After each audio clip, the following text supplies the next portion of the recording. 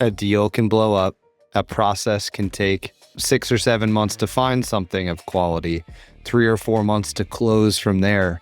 It just goes to show all of us that we need to plan for that in going down the road of search. Otherwise, I think there's a hard truth to be faced, maybe even too late in the game.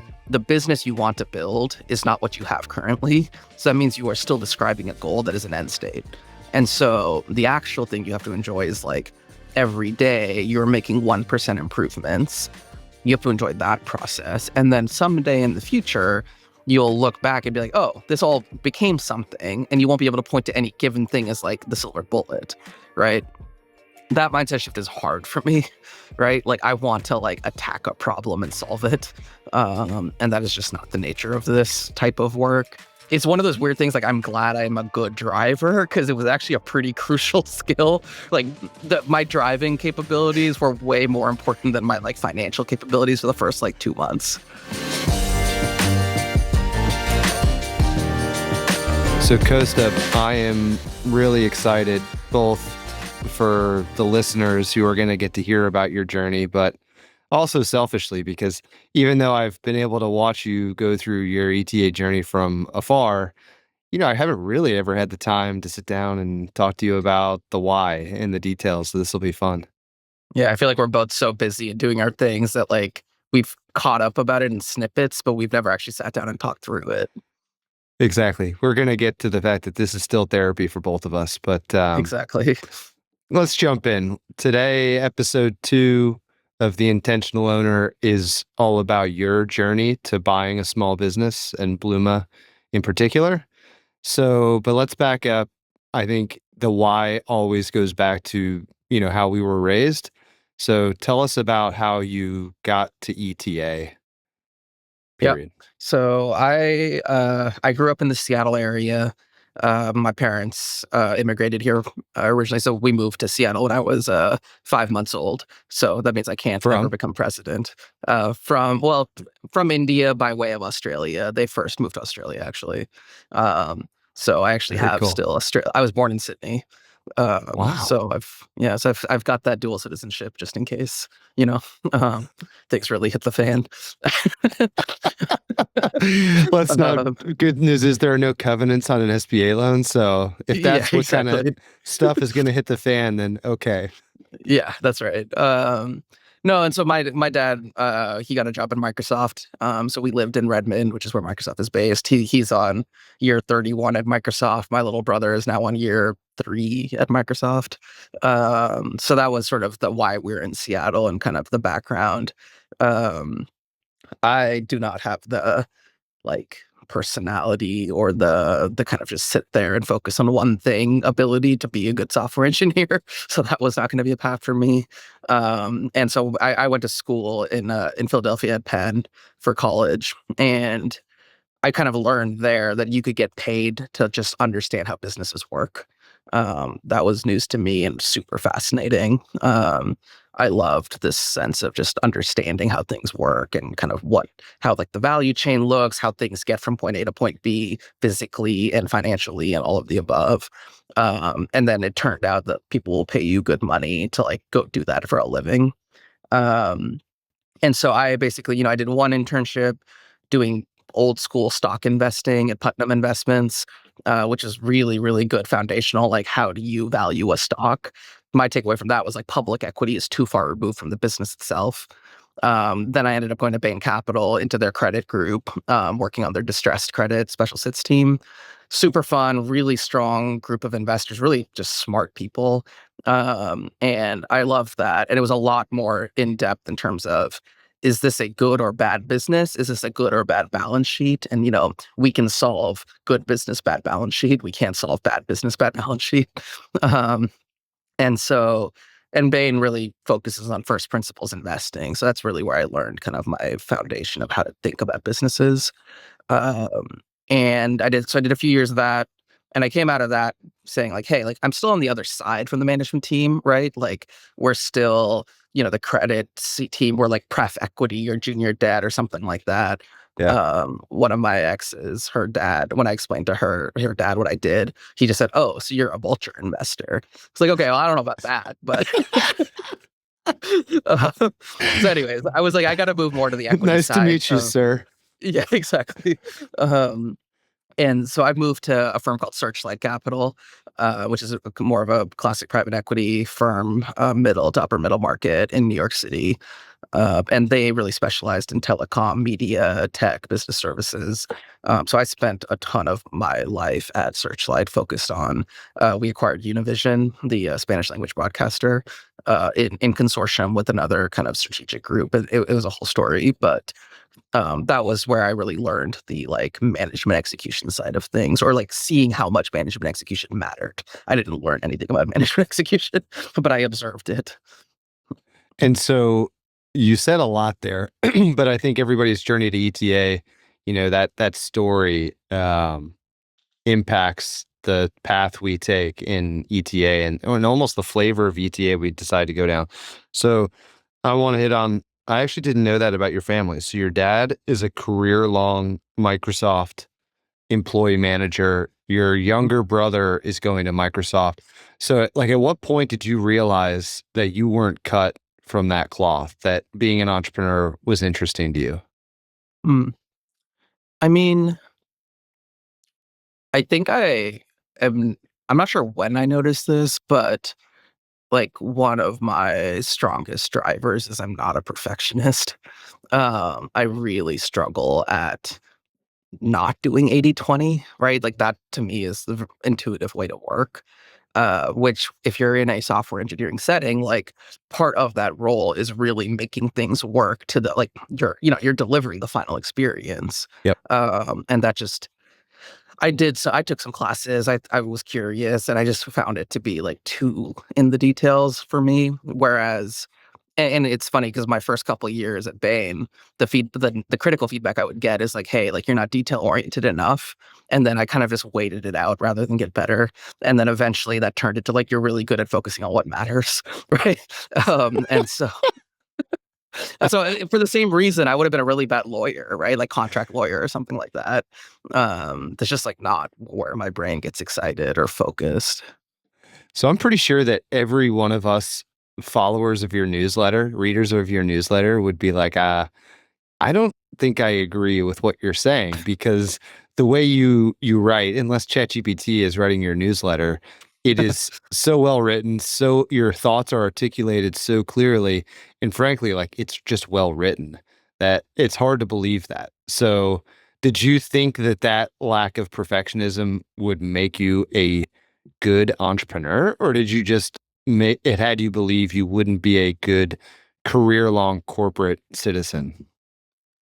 Well, honestly, I don't think I jumped into entrepreneurship thinking I was going to be a great entrepreneur, right? I think what happened more was we had a couple deals go well at Searchlight. I looked at the deals. I looked at the original. One of them, I wrote the investment memo. One, I just read the investment memo. And I just like, I didn't love the deals initially. And they went well. And they went well because the management executed well. Obviously, our underwriting was good, I guess. But like, ultimately, the management team really executed. And I just realized, like, hey, like, I love investing. I think it's super interesting and an intellectual exercise that I enjoy. The team at Searchlight was incredibly smart and like, really good at what they did. Like I really understand why LPs give Searchlight money. I could like it felt like such a blind spot in my investing toolkit of like I don't know how to underwrite management or operations. So from a professional standpoint, I was like, hey, even if I do want to go back to investing someday, which I don't know if I do or don't, like this is a massive blind spot that I don't quite understand. I needed to like pull back the curtain on operations. Interesting. And that means that led you to SMB and ETA, or was there a sort of a learning there, a wormhole that you went down like a lot of us do? Yeah, that was part of it. The personal side of it was I just couldn't see myself making it as a partner in New York City private equity, right? Like the level of drive and deal love that you have to do that. Like I just didn't feel a ton of confidence in my ability to sustain that for the next 10 to 15 years. Yeah. So my mentality is more of like, hey, if I'm going to grind at something and I have a lot of energy to go grind at something, like I want to grind at something where I could sort of see building equity value at the end and sort of having more control of my life and my time. And so that sort of was what led me down the small business kind of wormhole. I invested in one of my former colleagues at Bain. He did a self-funded search. I invested in that deal. He's actually spoken about his deal on Acquiring Minds. His name's Jeff Homer. And that was a great deal for me. But like for me, it was more of a like, oh, what are you doing? Like, I want to follow along. And then he went and like knocked it out of the park. So there was him doing the sort of like he was doing this really scrappy roll up. And then another good friend of mine, Justin Vogt, who also worked with me at Bain Capital, he had gone on to Stanford Business School. And so he was raising, ever more industries to do his holding company. So he Yeah. was on this other end of the extreme, doing like a much more institutional kind of like really thoughtful, like built out infrastructure. So I sort of saw between Justin and Jeff, I saw the two ends of the spectrum a little bit. And then I was able to figure out, okay, like where do I want to land? Got it. And as much as I could spend all day, talking about this part, so much of your recent experience is in the seat as owner and operator. So let's not spend all day here. But so it sounds like you were at both Bain and then Searchlight. You discover ETA, you follow along to figure out which flavor of ETA was the one you wanted to follow. Can you kind of tell us how old are you at that time? And, how did you go about committing to the idea of searching and then, walk us through those early days of searching? Yeah.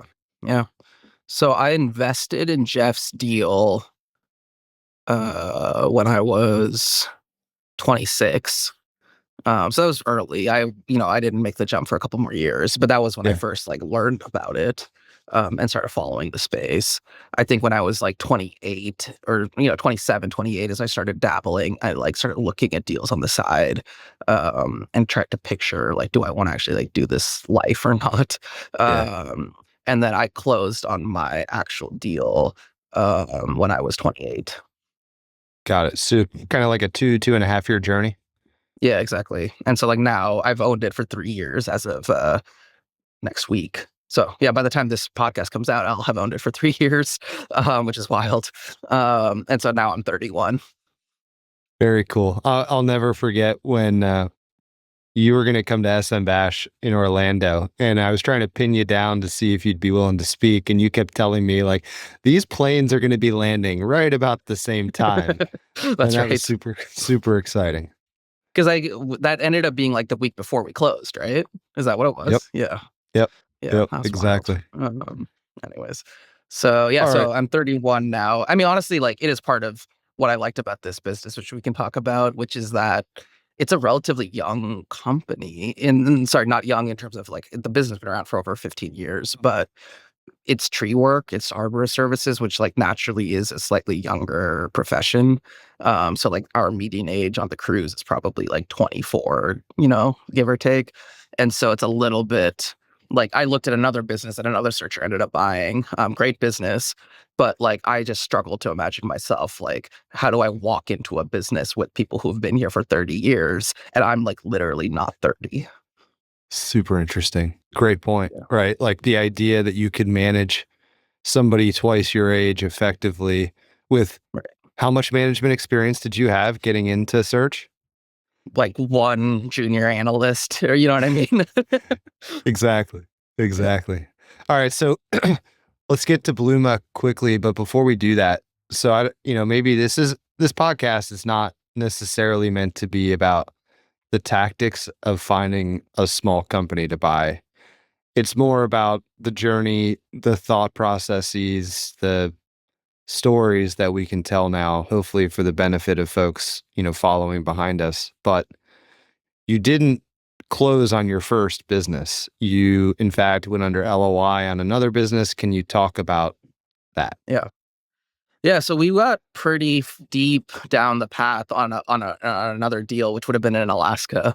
So it would have involved me living in Alaska in Wasilla, home of Sarah Palin. So I would have seen, I could have seen Russia from my home if I'd bought that business. But it was seasonal, so the idea was, I would live in Seattle for part of the year, live in Alaska part of the year as a tourism business. Great business. It ended up selling the year after, so I'm really curious to know how that went. But we went all the way down the path. We had investors lined up, of which you were going to be one. Yep. We had Yep. we had the SBA financing lined up. We'd had one bank fall out, had got another bank in place. QV was done, legal was done, and the seller just kind of, it was we were probably had 3 issues left to hammer out in the purchase agreement, give or take. And we got an email from the seller's lawyer saying the seller has had a change of heart. She no longer wants to sell the business. So like that's sort of like a stunning email to get, obviously, at that point. Like we're in theory like 20 to 30 days away from closing. Um, and so I'm sort of like, okay, can we hop on a call and talk about what's going on? And I try to get that scheduled. And their lawyer's basically like, no, there's like nothing to discuss. And so literally, I never talked to her again after that because they wouldn't get on the phone with me. It was one of the oddest, So um, to this day, you still have never had that conversation with her? no. Holy cow. My guess, reading between the lines, my guess is that her lawyer is advised her that because of how late in the game she was breaking, like our deal process, that I could come after her for deal fees or something like that. So my guess is that he was advising her not to have a conversation because it was super weird. Um, but yeah, that sucked. That's also honestly why shortly after that is when I started writing my newsletter, right? Because I had a little bit of a licking my wounds and sort of okay, how do I memorialize this experience and make something of it?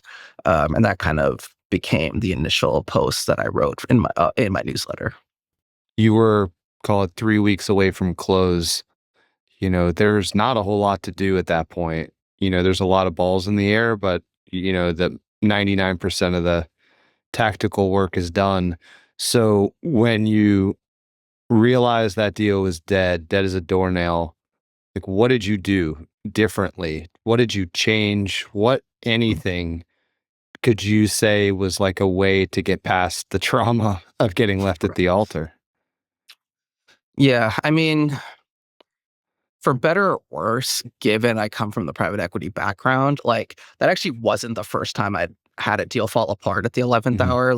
I'd had one deal fall apart closer to the finish line than that, in my day job. And so I think the part of my mentality that is extremely paranoid and expecting the worst, softens that blow, which is why it stresses me out when I see searchers that are they're 5 days past LOI and they're quitting their job, right?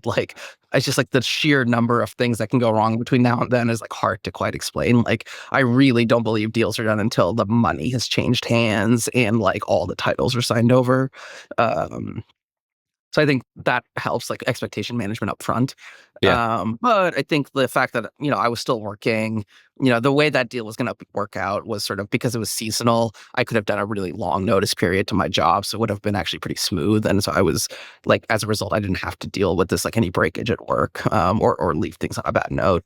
And so I was able to keep working and just sort of it was more of a mental thing than it was financial, even though we burnt 40K on that deal. And, Um, you picture yourself in the driver's seat. You imagine moving to a faraway place. totally. All of the things you rehearse the conversation with your boss around, hey, I'm leaving to do this. Right. Yep. So it's just not clean cut in most No, cases. no, it's not pleasant. It does, I would say one of the learnings as a junior person in private equity, you're more of deal execution, right? A core part of your job is getting a deal to the finish line from a diligence and modeling and all of those work streams. You're not actually doing a lot of the deal making part of it. And I feel I learned hey, bringing the seller along with you and sort of like building the deal as a partnership and Yeah. building a relationship as you go, like that's a core part of this, right? Like I just assumed the seller was sort of doing that on her own. And I think like that just wasn't true. Let's fast forward, give or take, how long from that deal dying until, give us a time frame, maybe LOI on Blooma or closing on Blooma. Yeah. So I got under, it would like call it, I went back to work, just focused on work for a few months. Yeah. And then I was like, hey, you know what? I'm going to commit to this now. Like, I'm ready to be a searcher, basically. And I told my firm, who were very cool about it, actually. And so that, basically call it like 6 or 7 months later, I had found Blooma and was under LOI, and then call it another, basically like all told, like maybe like a year or so after we had closed on Blooma.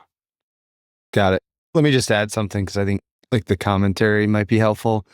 Yeah. In our community of ETA or self-funded ETA, if you're not the smartest, most capable deal person, I don't know who is.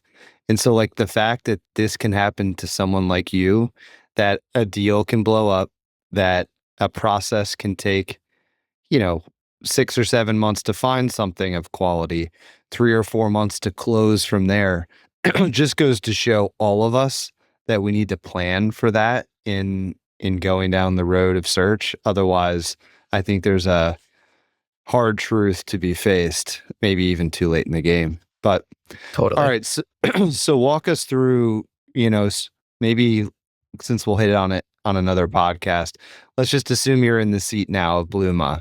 And I think I'd like to just hear what your day to day is like and, maybe the expectation versus reality of being a small business owner in the early days. Yeah. So Blooma was heavily owner dependent, like most small businesses. But I think particularly in this case, which, we knew that walking in, like we had discussed that with the sellers for months. We'd come up with a transition plan. Hmm. Um, and so, it was a father-son team where the dad was going to stay on for 3 months and then transition off. The son was going to stay on for 12 months and transition off. Um, And I think the experience was like, hey, like I need to just like I was fully in the driver's seat, right? Like in the business from day one, from like starting from like there is no office, right? The business used to run out of the seller's house. So like I had a three, like I had a 3 month lease to move the to like a real place. Wait, And so like in you theory, operated from his house? yeah, for 3 months. Um Like from his kitchen or his spare bedroom or he had converted his like basement garage space into like office space in his house.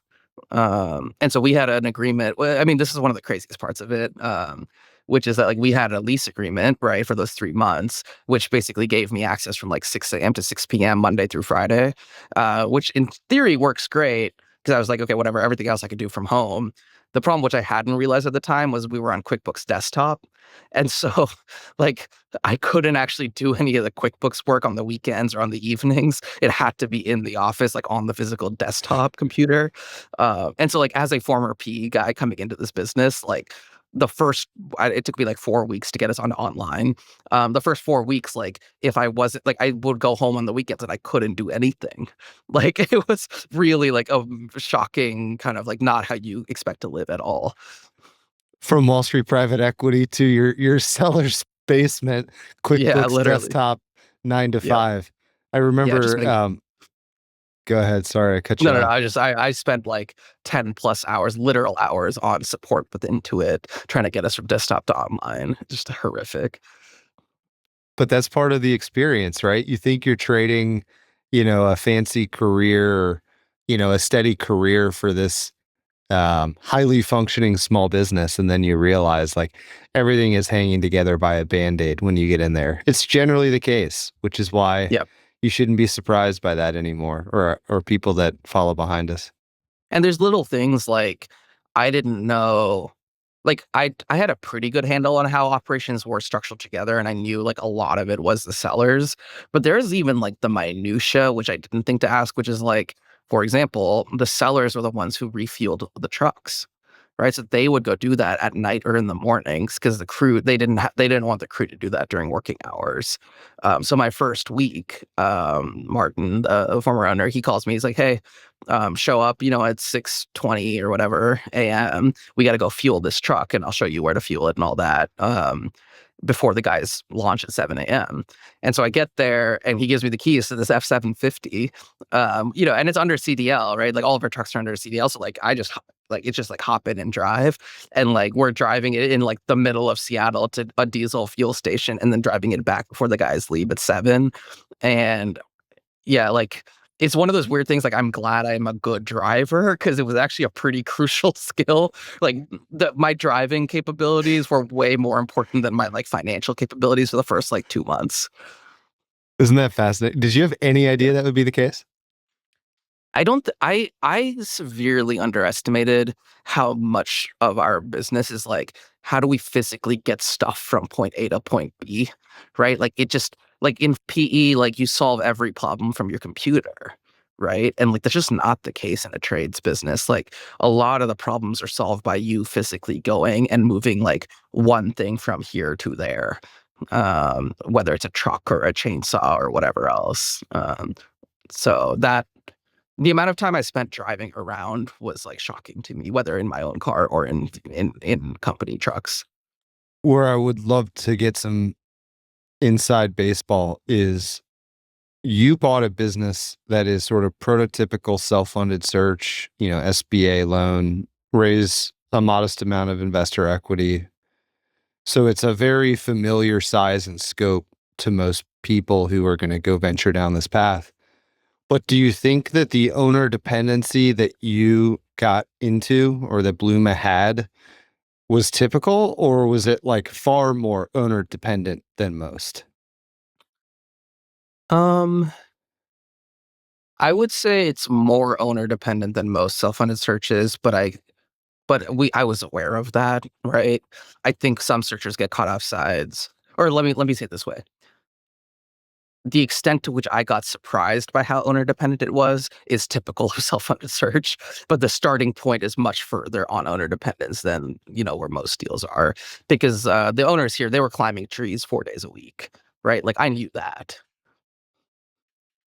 Really? Okay, so they were literally in the field. They were the two crew leaders and they were the two sales arborists. So how'd you possibly get comfortable with the idea that you, a Wall Street guru, were going to go take over an owner-dependent tree care business? Yeah, like a healthy dose of hubris, but no, they're like, I like the sellers and I got along for one thing, and I felt like they would really sort of stick to it, which they did in terms of the transition plan, that's a real risk. And I kind of looked at, hey, like, what does it take to hire folks? And I was like, hey, like, I think I can make these hires that I need to make. One of the odd benefits of this type of a business is like we want our sales arborists to be ISA certified arborists, which Right, not every company does, but that is a core part of our marketing. So right. it meant that I didn't get sucked into doing sales. Like it would have been really tempting for me to plug that gap myself, but that's actually not what like sets our brand apart. So it actually forced me to go make sales hires that are real arborists and all that. Because I talk to guys now who are looking at tree trimming companies. Super common for the owner to be the only sales arborist, and the searcher wants to become the salesperson.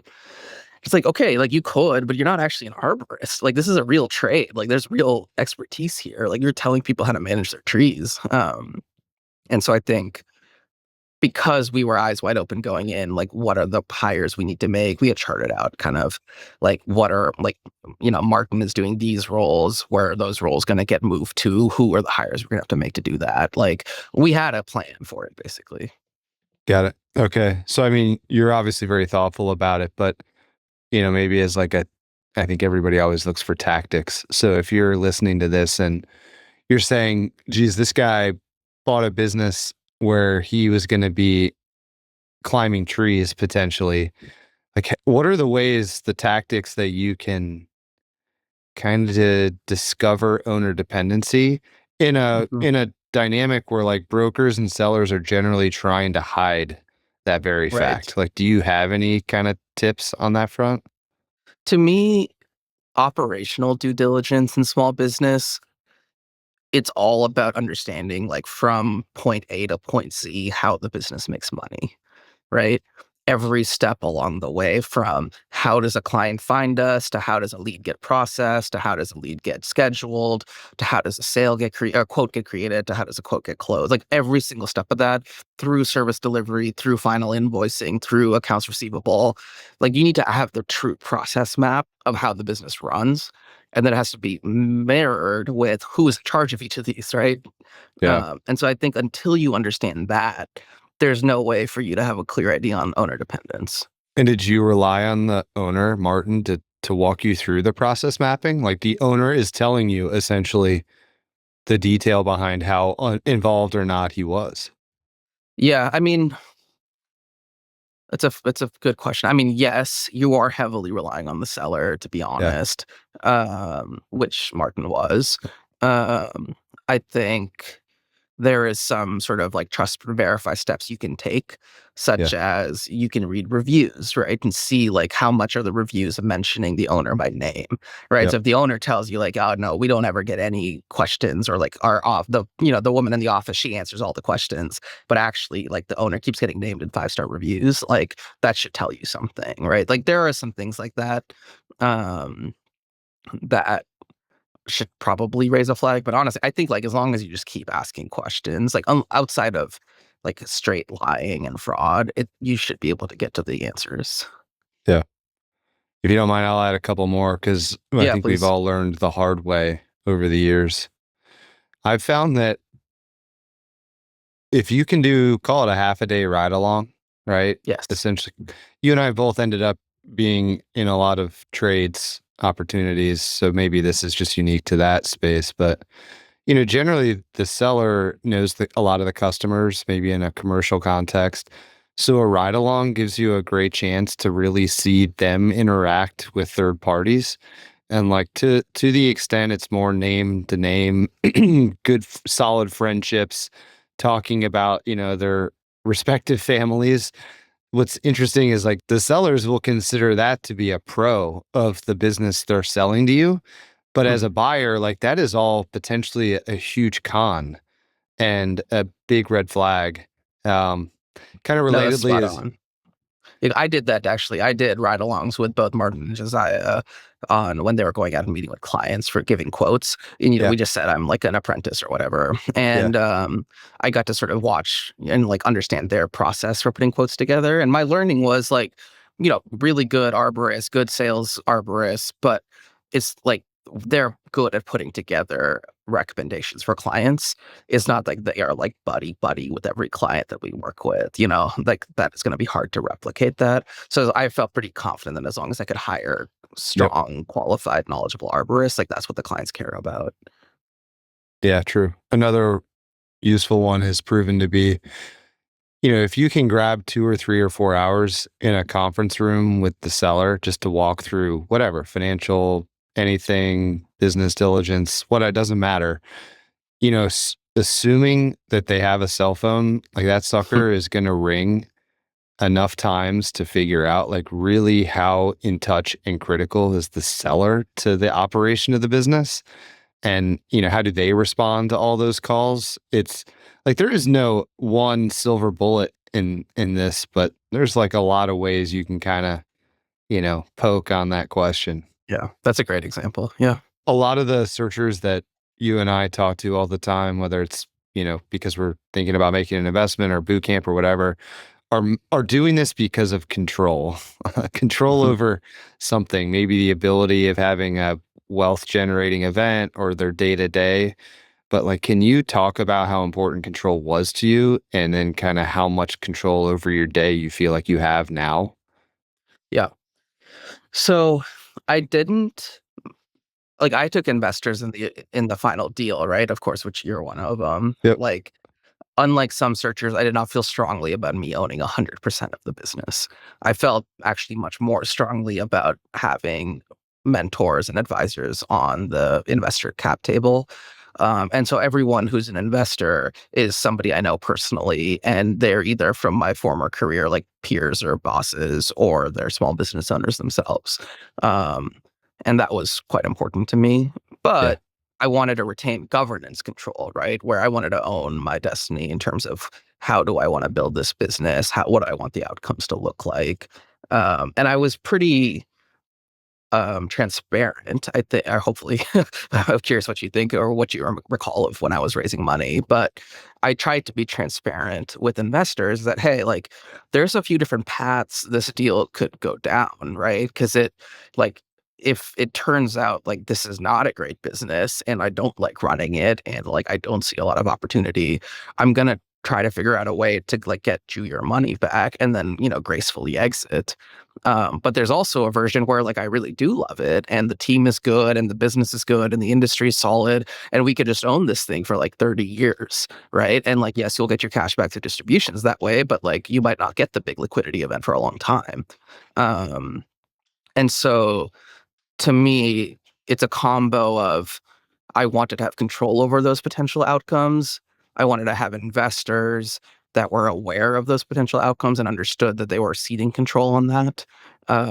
And ultimately, I wanted to then like more like day to day have control over like where I'm spending my time, right?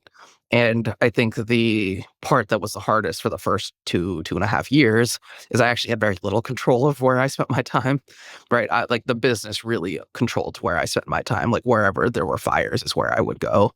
I think it's only in the past 6 months or so that I feel like I'm now getting to more intentionally allocate time and energy to things that I think really improve and build our business, whether it's on the employee, experience front, or if it's on the client experience front, or just on business processes in general.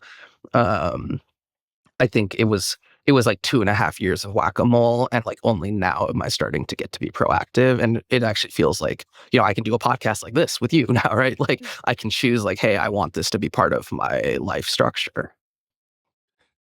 So I have the benefit of having read, your updates, the ones that maybe you don't share as broadly. So I know what you mean by whack-a-mole in particular, but could you articulate what whack-a-mole meant? Call it like break it into three buckets.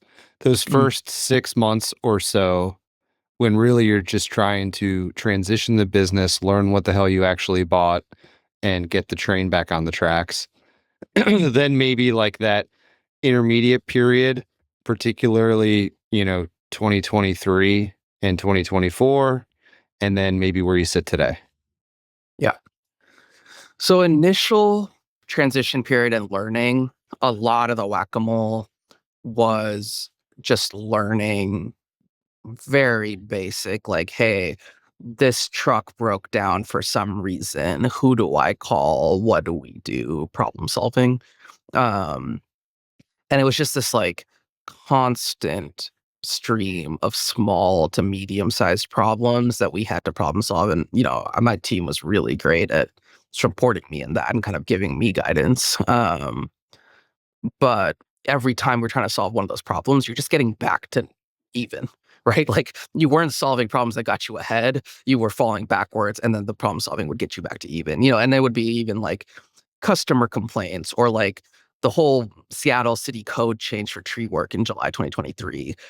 So we had to build out like a completely new permit process, right? Like our paperwork for tree work in Seattle like tripled basically overnight.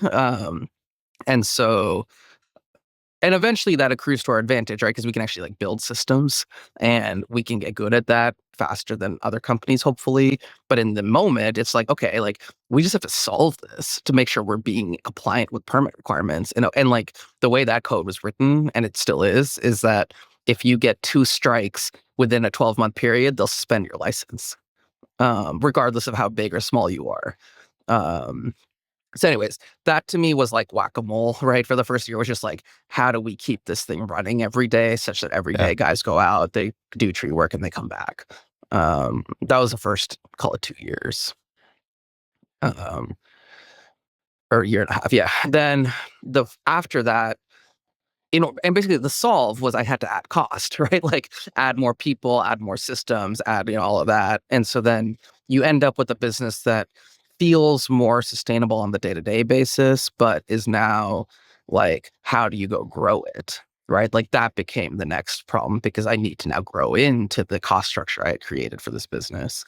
And growth is hard. Like organic growth is hard to drive. Like I think like I hear it all the time of like you just like add marketing, right? But it's like no, like all the other companies are also doing that. They're all like they're good business owners, they're small, like they're all scrappy and doing their own things. And so I think the what started to become hard is like while we were operational now and like everything was running, there were clearly things I still wanted to fix, whether it's like improve our safety culture, whether it's, like improve our trucks, whether it's, improve certain parts of our client experience. But I could only do that if we grew because we needed more P&L. And so like that became a very frustrating experience of like, how do I get this business to grow? And every time you grow, those things that I'm worried about get a little bit worse, right? Because the business is a little bit bigger. So that was a bit of a hamster wheel for like a year and a half as well. And the progression you're talking about is so common Yeah, once people get in the driver's seat, but it's so hard to articulate what that means when you don't own a business yet. And it's right. particularly tough when there's a lot of owner dependence, right? Because the owner who ran the business before you took over was probably okay being the one responsible at the end of the day for the whack-a-moling, so to speak. Yeah, And, their intentions weren't to make it independent of their own effort or to make it a much bigger business. And right. so, with those intentions in mind, you have to treat the problem so differently. A lot of us just don't realize that ahead of time.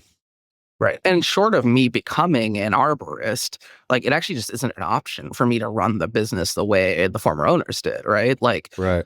they ran the business in a way that was smart and profitable and high quality, but it was because of the skill set they had. The reality is like the vast majority of searchers cannot replicate the skill set. So they have to replace that with process and people, and that means cost. And so if you're going to put that cost into the business, you need the business to get a little bit bigger. Yep. Or be willing to ride the J curve down and Totally. Well, I have think you the do that regardless. You have to hope the other end, the J curve happens no matter what. yep. It's just like you need to come out of the J curve, you have to actually then build and grow into your new cost structure. Yep. All right, so let's pivot a little bit. We've talked a lot about sustainability of our careers and sustainability of the routine for the long haul. In our prior careers, sustainability was just a matter of like, are you willing to put aside your family and personal time in order to dedicate yourself, Totally. singularly to your career? And I think both of us got into ETA in large part because we weren't willing to make that sacrifice forever. So, talk about and to be clear, like in the early days of SMB ownership, I think sustainability is a false pretense. Like that doesn't exist for a while, but Yep. you're probably coming out of that or out of that phase now. So how have you set up your life, your routine, your schedule, whatever it is to create sustainability now versus Yeah. 2 years ago? I mean, I think there's like a mindset shift that has to happen. And then once the mindset shift happens, then there's like the tactical, like actually implementing it, right? Yeah. And so I think it did take me all of 2.5 years to make the mindset shift, which is that um in private equity, you talked about this last week a little bit, but in private equity or law or whatever, like your approach is every day you finish all the stuff. You sprint until you're done, and then you sleep for a few hours and start again, right? Like, whereas in small business, like it just doesn't work that way. Like I run like it's this really odd thing where like I work fewer hours now than I ever did in private equity, and I end the weeks more tired. Which I've like it took me a while to figure out why this is happening, and it's because like I'm holding so much more in my head every week and every day in terms of potential decisions, potential risks, like potential issues that I got to deal with later but can't deal with right now. Um, and I remember I talked to Chase Murdoch a lot about this last year, and he gave me some really good advice, which is that like, look, you have to really just fall in love with building a small business. Um, And I was always under the impression that I was doing the like love the journey, not the destination thing, right? Because I had it in my head of like I'm trying to build like a sustainable business and like something, that is a good place to work, a good place for clients, all of that. And his point to me was like, well, sure, you are, but you're describing an end state still, right? Like the business you want to build is not what you have currently. So that means you are still describing a goal that is an end state. And so the actual thing you have to enjoy is like every day you're making 1% improvements. You have to enjoy that process. And then someday in the future, you'll look back and be like, oh, this all became something. And you won't be able to point to any given thing as like the silver bullet, right? That mindset shift is hard for me, right? Like I want to like attack a problem and solve it. And that is just not the nature of this type of work. So I think that was for me the big one is like me putting more hours at it is not actually going to achieve anything. What I really have to do is just notch wins every day for a long time. And if in doing that, I will over time compound something. Right. So that was like the mindset shift. The actual like tactical shift I had to make then was I never had a system before for managing my tasks because I just did everything. Right. Right. Like you don't need a to-do list if you just finish your to-do list every day. Right. So like that changed. Like now I use like the getting things done method and like I used, Todoist, the app to like track everything and I use it pretty religiously. Um, I like I got this advice from Andy, one of our portfolio company CEOs at Searchlight. I got this advice like before I bought my business or like the first week that like you need to have quote unquote CEO time on Mondays and Fridays to plan your week. And I sort of just like barreled through every day. Like I would show up to Monday and just white knuckle it through Friday. Um, so like that's a shift now. Like on Monday, like I'll try to go to the Starbucks near our office after our morning meeting, and I spend a good like hour and a half to 2 hours by myself. And by the end of that, so it's like now it's like 9:30 a.m. on Monday. All of my emails are read, and all of my tasks are sort of allocated to the projects with deadlines and stuff like that. And so there's just like I for the literally last 3 years, I've used my email as my to-do list, right? And like Yep. that's no longer the case. So those are some of the tactical shifts. And then lastly, like carving out real time outside of work to not think about work. That I think is like the biggest work in progress for me. I'm not very good at that part yet. But I hear in theory that's probably a good idea. Yeah. So, like, do you ultimately feel like the ownership of Blooma is something you can sustain for a long time now? Or is part of the fact that you want to keep growing that business going to continue to have your foot on the gas, so to speak, and cause the ongoing struggle of balance and sustainability? Yeah. I don't actually think that growth or then wanting to grow the business is exclusive with sustainability, is mutually exclusive with sustainability. Okay. Um, I think it's more of like how fast are you trying to grow and in what way are you trying to grow and like for what purpose, right? Like I really want to grow this business right now to 4 crews because I really want us to have a mechanic on staff, right? Like that would make everyone's life better and this business would run more smoothly as a result of it. And our employees would have a better time and our clients would have a better time, right? Like that is a lot more motivating to me than like, I want us to grow X% this year. All right, Kostub. So, one thing that you did regarding purchasing Blooma that a surprising number of us also do is we end up buying a business in an area that we're familiar with. In a lot of cases, our hometowns or where we're living. So tell us about Seattle, how you ended back there, and what it's like to own a small business in your hometown. Totally. I mean, when I started searching, I looked nationally, and then over time, I kept whittling the search down. Um, And by the end of my search process, I was basically only looking in Seattle, partially because it was much easier to connect with sellers when you could say, like, hey, I went to this high school and my parents live over there. Um, but also, I started to realize, like, hey, like, if I'm going to put in all this work, right? Like, I want it to be in a community that I want to live in. I want it to be in a community I have a stake in, right? Like, for many sort of people my age, like when they're 28 and you don't actually own a home yet, like, you don't have a stake in anything until you buy a house, right? Like you own public equities maybe, and that's it. Yeah. And whatever, like you're really transient for a long time, right? And I feel like for me, like rather than buying a house, buying a business is a way for me to take a stake in the community in the local area. Um, and like, being a local employer. And that I don't think I was thinking about it intentionally up front. I don't think I realized how much I would enjoy that part of this. But now that I'm 3 years in, it's actually quite enjoyable and interesting to me that like, when we donate and be like corporate sponsors for, like events, like these are like, we do it for my high school. We do it for like the elementary school that our clients ask us to donate to. Like these are all like, like we just donated to an organization that one of my like high school friends is on the board of, right? Like that's sort of it's just so much more meaningful and like relational than if I was doing this purely as like, okay, like what's good marketing from like, and to be clear, like I think these charitable contributions are probably good marketing, but like it's really nice that like we get to do this in a way that feels like we're building our local community. And the nature of our work is physical and like tangible. And so like I can drive around Seattle and I have like, especially our bigger projects, like I have a good idea of like what trees we've worked on, right? Like I can drive by and be like, oh yeah, like that's one we did. Like we do this like courthouse that like whenever I drive by it, no, like I'm like, oh yeah, like these are all the trees we've managed for many years.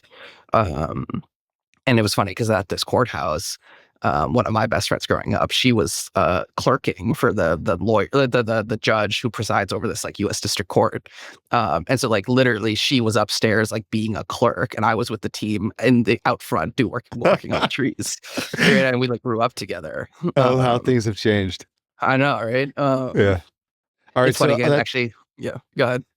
no, I wanted to maybe try to help folks see that like fulfillment in this job is not always easy, especially in the early years, because there's a lot of stress, right? You have a personal guarantee, maybe you've raised money from investors, you've poured a lot of your blood, sweat, tears, and savings into it. And a lot of times there's an uncertain future. So I think what's interesting is if you can have like a connection to the business you're buying, even if it's as sort of tangential as it's just local to your hometown, it gives you that much more fulfillment in the day to day, in the grind. And while that's not something you put on like a diligence sheet or a filtering scorecard, I think it does help a lot of us who are in the weeds, in the thick of it day to day. Yeah, because sometimes you're just like grasping for like motivation, right? And Yes. like that is something that's like that one incremental thing that might help you that given day. As have you found any other benefits, like to the extent it's helped you on the hiring front or the customer acquisition front or anything? Has there been a return on that investment? Yeah, I mean, I do think like initially it made the transition easier, right? Like Okay. our whole business is structured by like routing and Yeah. neighborhood names, and like I already just knew all of those, which makes like I can look at our calendar and know where a job is without having to Yeah. map it.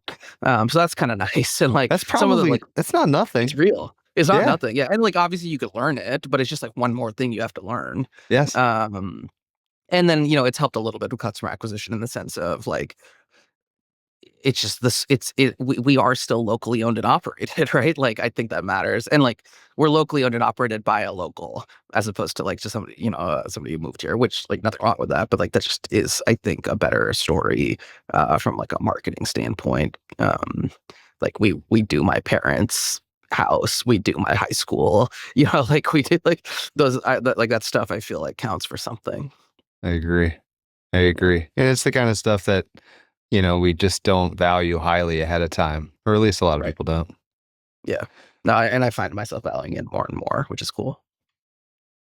All right. So obviously, we're going to go into the next few episodes, changing gears a little bit to try and be a bit more outward facing and helpful. But is there anything else that you want to share about your ownership of Blooma, at least these first 3 years? No, I mean, I think the my biggest takeaway is I think the reason why a lot of people get excited about ETA upfront, which is like the financial or the sort of like control your life part of it, all of that, like Yeah. that stuff doesn't come for years. Right. And so there's just like all these other like life management and how to be intentional about your day and your week and your year, which is what I think partially I'm excited to talk about on this podcast with you. Is like that's where like the meat of it actually is the financial outcome or even the like time independence outcome, whether it's financial independence or time independence, like that's way later. And that's not actually like the stuff you do every day. And so the stuff you do every day is actually what has like a material impact on your like enjoyment of life. Completely. Good way to finish. All right. So we're going to close each of our episodes with a couple tactical tips or questions. So the first one I want to put out there is, how did you source the two deals that you went under LOI with? The first one that busted and then Blooma that you closed on. They were both broker deals listed on Biz Buy Sell. I was working, so I was never gonna, I never set up the full proprietary search site. So, but I grinded the Biz Buy Sell listings and the broker websites and all that, and that's how I found my deals. And if you remember, how long from LOI to close on Blooma? Yeah, Bluma was about like it was like 93 days. Which is fascinating because even the finest of deal execution professionals take 3 months to get deals done in this world. So anybody who thinks they're going to Yeah, do it a lot faster, I think is just probably, fooling themselves. yeah. I mean, especially with SBA, right? Like the SBA debt alone will take at least 30 days. For sure. All right. Last thing. What are the personal time management prioritization tools you use? You mentioned a couple earlier, but lay them out again Yeah. for us. The number one I'm using now is Todoist, which is, like a to-do list app, basically, which I'm using it kind of in conjunction with getting things done, which is like a productivity system. It's been around. There's like a book that was written like 40 years ago. I watched some YouTube videos and I listened to like John Matzner's podcast. So like I haven't read the book, so don't come at me if I get this wrong. But like that's how I've attacked it. Is like I just needed to capture every thought somewhere, and like I capture every thought there. And then I have sort of times every day and every week when I go through and like organize it all. Got it. All right, Costa, that was great. We will catch Awesome. everybody next week. Sweet. Thanks, Sam. Appreciate it.